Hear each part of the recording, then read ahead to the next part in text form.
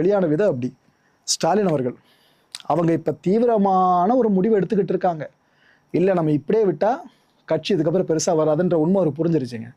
Social மீடியாவோட தாக்கம் இருக்குல்ல, அது ரொம்ப டீப்பாக சீரியஸாக பார்க்க ஆரம்பிச்சிட்டாரு. ஏன்னா பெரும்பாலானவங்க டிவிக்கே 10 சீட் அடித்தாலே பெரிய விஷயம் சொல்லிட்டு இருந்த நேரத்தில் ஒட்டு மொத்தமாக தூக்கிட்டு போயிடுச்சு அப்படின்னா எப்படி இருக்கு? எல்லா அரசியல் விமர்சகர்களுக்கும் அரசியல்வாதிகளுக்கும் அவங்களுக்கான அரசியல் அனுபவத்தை தெரிஞ்சுக்க ஒரு நேரம் கழிச்சா தானே பார்ப்பாங்க. அதை ஒரு தெளிவாக புரிஞ்சுக்கிட்டாருங்க ஸ்டாலின் அவர்கள். அவங்க இப்போ என்ன தெரியுமா சொல்கிறாங்க ஸ்டாலின் அவர்கள்?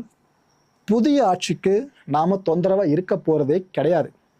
ஆனால் இயலாமையை மறைக்கிறதுக்காக, அவங்களோட இயலாமையை மறைக்கிறதுக்காக நம்ம மேலே அவதூறை பரப்புகிறாங்க அப்படின்னா அதுக்கு நாம் விளக்கம் அளிச்சே தீர்வோம். அதில் மாற்றுக்கிறது கிடையாது.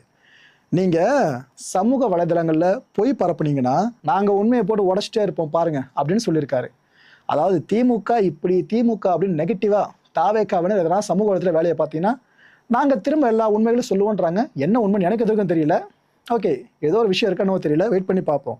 ஆனால் ஒரு மேட்டர் சொல்லிட்டா, மற்ற கட்சிகளுக்கு ஐடி விங் அப்படின்றது ஒரு பார்ட்டு மட்டும்தான்.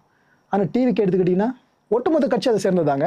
வர்ச்சுவல் வாரியர்ஸோட பங்களிப்பு இந்த எலெக்ஷனில் எந்த அளவுக்கு இருந்துச்சுன்றதை நான் உங்களுக்கு சொல்லி தெரிய வேணாம். இதை இப்போதைய சிஎம் அவர்களும் சொல்லிட்டாங்க. முன்னாள் சிஎம் வந்து கிட்டத்தட்ட இப்போ கன்ஃபார்ம் பண்ணி சொல்லியிருக்காரு. அதை பற்றி நான் போக சொல்கிறேன். இவ்வளோ விஷயம் நான் சொல்லியிருக்கேன்ல, இதெல்லாம் உடன் பிறப்பாகிய நீங்கள் கண்டிப்பாக செய்வீங்க நம்புகிறேன். உங்ககிட்ட நான் இதை கேட்டுக்கிறேன் அப்படின்ட்டு ஸ்டாலின் அவர்கள் இப்போ சொல்லியிருக்காங்க. திமுகவோட திட்டங்கள் இருக்கிற வரைக்கும் தமிழ்நாட்டில் திமுக ஆட்சி தான் நடக்குதுன்னு சொல்லியிருக்காரு. எனக்கு என்னென்னா, இந்த ஸ்டேட்மெண்ட்டை சிஎம் அவர்கள் பார்த்தாங்கன்னா, ஓ நாங்கள் சரி திட்டங்களை கண்டினியூ பண்ணலாம்னு நினச்சோம், பட் நீங்கள் இப்படி சொல்கிறீங்கன்னா நாங்கள் கண்டினியூ பண்ணணுமா அப்படின்னு யோசிக்க ஆரம்பித்தா இது ஒரு புதிய தலைவலி ஏற்படுத்திடாதீங்க. சரி, ஓகே, ரைட்டு. தேர்தலுக்காக நாம் எவ்வளவோ ஒர்க் பண்ணியிருக்கோம். யாரும் ஸ்டாலின் அவர்கள் சொல்கிறாங்க, அவ்வளோ ஒர்க் பண்ணியிருக்கோம். அங்கே கூட்டம் போடுறது, இங்கே கூட்டம் அமைக்கிறது, கட்சி சார்ந்த நிர்வாகிகளை வர வைக்கிறது, பேசுறது, அது இதுன்னு எவ்வளோ பண்ணோம். ஆனால் நம்மளால் ஆட்சிக்கு வர முடியல.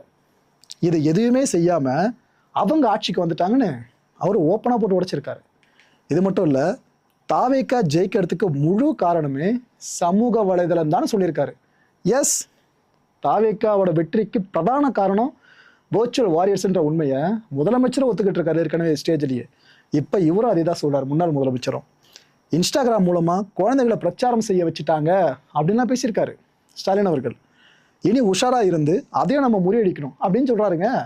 அதாவது போர்க்காலத்துலேயும் காதல்லையும் நல்லது கெட்டது நெறின்னு ஒன்றே கிடையாது, அதில் எல்லாமே ஃபேர் அப்படின்னு சொல்லுவாங்களே, அது கிட்டத்தட்ட அரசியலுக்கும் பொருந்தும் போல இருக்குது. அப்படி போய்கிட்டு இருக்க நிலமை. ஆக்சுவலாக டிஎம்கே எவ்வளோ ஸ்ட்ராட்டஜியை வகுத்திருப்பாங்க, எல்லா கட்சியிலும் வகுத்திருப்பாங்க. ஆனால் இந்த ஸ்ட்ராட்டஜி யாரும் யோசிச்சு பார்க்கல. குழந்தைங்களை இன்ஃப்ளூயன்ஸ் பண்ணி ஓட்டு வாங்க முடியும் அப்படின்ட்டு. அதை டிவிக்கு சில கன்ஃபார்ம் பண்ணாங்களா? ஆனால் இவங்க சொல்கிற மாதிரி இன்ஸ்டாகிராமில் பிரச்சனை